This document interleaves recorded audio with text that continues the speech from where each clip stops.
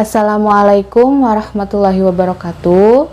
Di video hari ini kita akan membahas materi mengenai ruang lingkup dari psikologi kewirausahaan. Kita mulai dari pengertian kewirausahaan. Kewirausahaan adalah suatu usaha untuk menentukan, mengembangkan, kemudian menggabungkan inovasi, kesempatan dan cara yang lebih baik agar memiliki nilai yang lebih dalam kehidupan. Pada buku yang berjudul Kewirausahaan, Henry menjelaskan bahwa untuk mengembangkan kewirausahaan maupun wirausaha sendiri, seorang wirausahaan harus dapat berani mengambil risiko dan memperoleh keuntungan. Ibu mengambil dua pengertian kewirausahaan dari para ahli. Yang pertama yaitu Richard Cantillon. Beliau mengemukakan bahwa kewirausahaan yaitu sebagai pekerjaan itu sendiri. Jadi beliau mengemukakan bahwa kewirausahaan itu adalah sebuah pekerjaan dari seorang wirausaha. Seorang pengusaha membeli barang saat ini pada harga tertentu dan suatu saat akan menjualnya dengan harga tidak menentu. Jadi definisi wirausaha itu sebagai pekerjaan ini lebih menekankan kepada bahwa seseorang pengusaha itu berani mengambil risiko untuk memenuhi ambisinya dalam menjual sesuatu. Kemudian yang kedua yaitu menurut Thomas Gimmarer. Menurut beliau, kewirausahaan adalah penerapan inovasi dan kreativitas untuk memecahkan masalah dan memanfaatkan peluang yang orang lain hadapi setiap hari. Mata kuliah ini yaitu psikologi kewirausahaan, di mana disiplin ilmu wirausaha dipandang dalam perspektif ilmu psikologi. Wirausaha pada dasarnya bersifat personal, yaitu menyangkut tindakan individu, sehingga wirausaha ini sendiri memiliki dimensi sosio-psikologis. Psikologi inilah termasuk ilmu yang berkontribusi cukup besar dalam riset-riset kewirausahaan selain ekonomi, bisnis, dan sosiologi. Psikologi kewirausahaan yaitu sebagai objek kajian yang memunculkan topik-topik riset yang khas.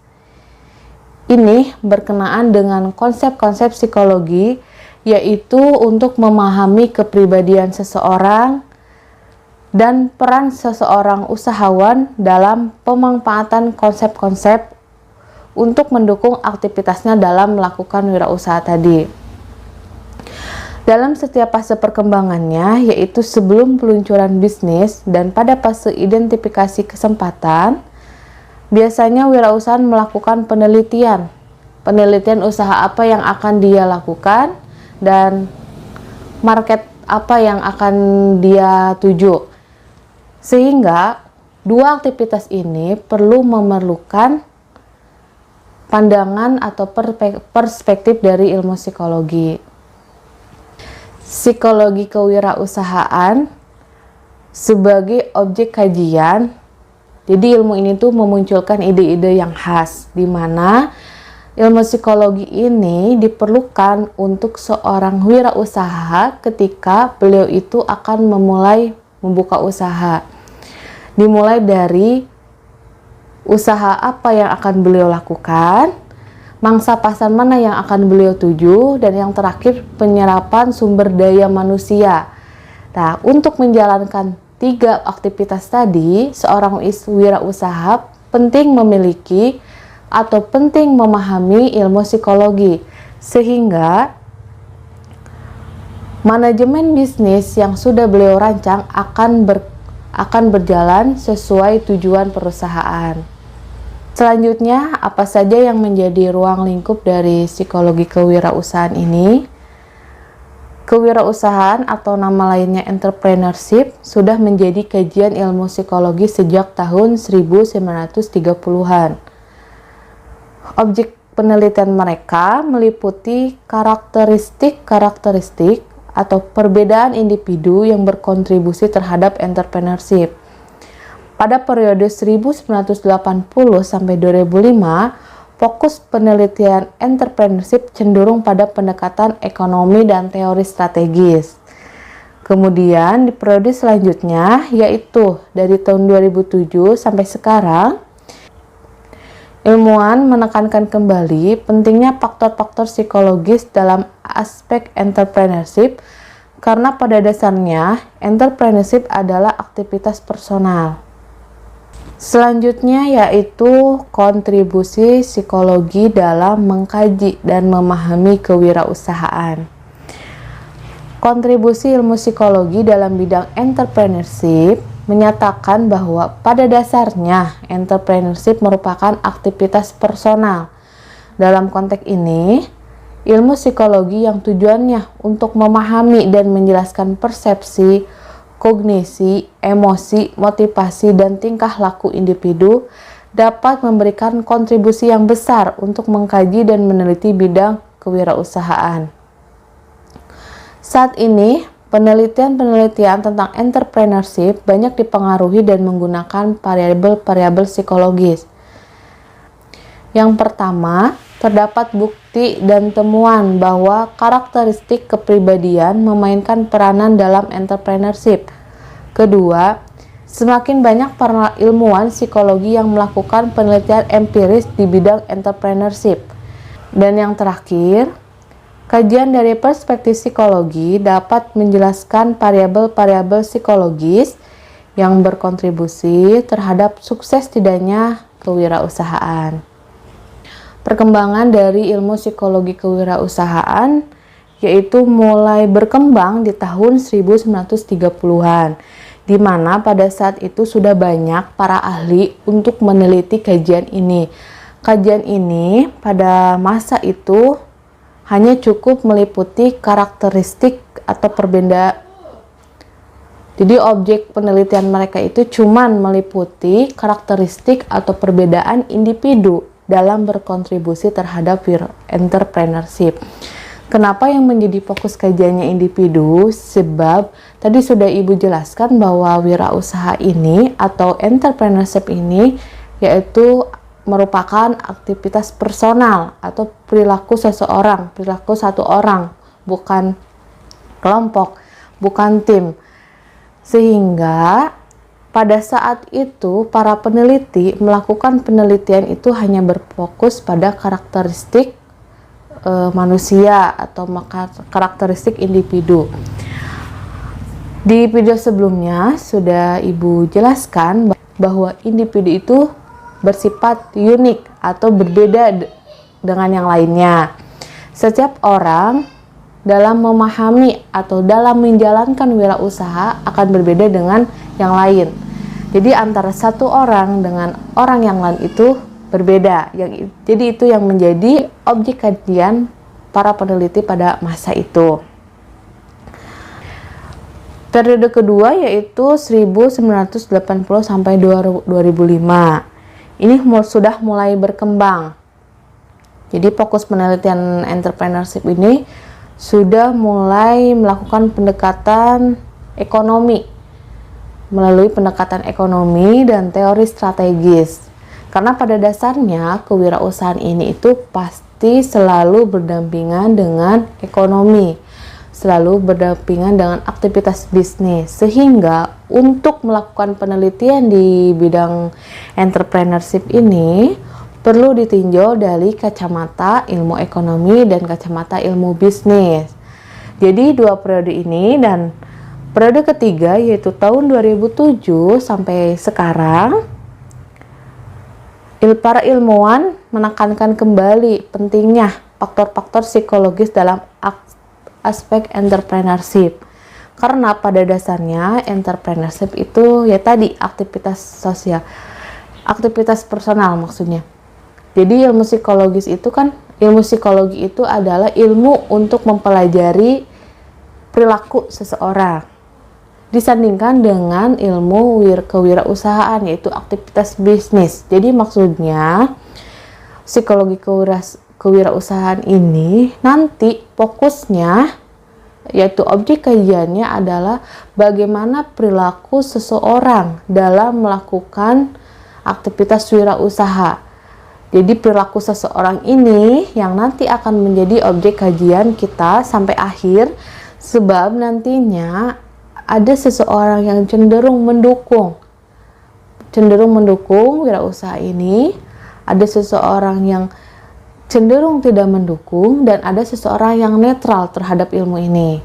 Jadi itu nanti ruang lingkup dari objek kajian psikologi kewirausahaan. Lalu pertanyaannya, apa kontribusi ilmu psikologi dalam mengkaji dan memahami kewirausahaan? Di sini ada 3 poin yang sudah Ibu sampaikan. Penelitian-penelitian tentang entrepreneurship banyak dipengaruhi dan menggunakan variabel-variabel dari ilmu psikologi. Pertama, terdapat bukti dan temuan bahwa karakteristik kepribadian memainkan peranan dalam entrepreneurship. Jadi tadi bahwa pribadi seseorang nantinya akan mempengaruhi bagaimana seseorang itu menjalankan entrepreneurship. Jadi nanti bahwa manusia unik itu dan berbeda itu akan terlihat dari tingkah laku, perilaku seseorang dalam menjalankan entrepreneurship. Kewirausahaan ini kan sifatnya personal, sifatnya pribadi, dan memang yang melakukannya seseorang, bagaimana seseorang itu melakukan usaha. Jadi, seseorang itu bersikap jujur, seseorang itu bersikap terbuka, dan seseorang itu bersifat sesuai aturan dalam menjalankan kewirausahaan ini, kita bisa tentukan sikap seseorang itu dalam pandangan ilmu psikologi. Kedua, kontribusinya yaitu bahwa saat ini semakin banyak ilmuwan atau para peneliti yang melakukan penelitian secara empiris di bidang entrepreneurship. Kenapa? Karena itu tadi, wirausaha dalam kacamata ilmu psikologi ini memiliki konsep-konsep yang khas. Jadi kalau kita membaca jurnal-jurnal kewirausahaan atau psikologi kewirausahaan itu cenderung memiliki hasil penelitian yang khas. Ilmu yang digunakan dan konsep serta pendekatan yang digunakan itu juga cenderung khas gitu. Sangat menarik dibaca, sangat menarik dipelajari, sehingga nantinya apabila kita akan menjalankan wirausaha tersebut, kita memiliki bekal yang cukup, kita memiliki pemahaman yang mumpuni, sehingga kita bisa berjalan sesuai aturan dari kewirausahaan tersebut. Yang ketiga, kajian dari perspektif psikologi dapat menjelaskan variabel-variabel psikologis yang berkontribusi terhadap sukses tidaknya entrepreneurship. Jadi, sukses tidaknya usaha seseorang itu bisa dijelaskan karena jadi gini, sukses tidaknya usaha yang dijalankan oleh seseorang itu dipengaruhi oleh perilaku seseorang yang menjalankan usaha tersebut. Nah, untuk menentukan sukses tidaknya, kita bisa melihat dari perspektif psikologis. Jadi, apakah ada variabel-variabel psikologi yang terdapat pada pribadi seseorang itu? Jika variabelnya itu di diri seseorang itu bagus-bagus gitu, orang itu jujur, amanah, misalkan dapat dipercaya seperti itu, maka kewirausahaan atau jalinan bisnis yang dia jalankan itu akan sukses. Nah, jadi pentingnya kita mempelajari ilmu ini. Jika suatu hari kita menjadi wirausaha, kita bisa melihat diri kita atau lawan atau rekan bisnis kita itu dari pandangan psikologis, sehingga kita bisa menentukan kira-kira dia itu bisa tidak dijadikan rekan bisnis yang baik, bisa tidak diajak berjalan bersama beriringan untuk menjalankan bisnis ini sehingga bisnis ini sukses, seperti itu. Jadi pentingnya ilmu psikologis dalam menjalankan wirausaha itu. Akhirnya dua disiplin ilmu, yaitu ilmu psikologis dan ilmu kewirausahaan, dirasa penting sehingga lahirlah disiplin ilmu psikologis kewirausahaan.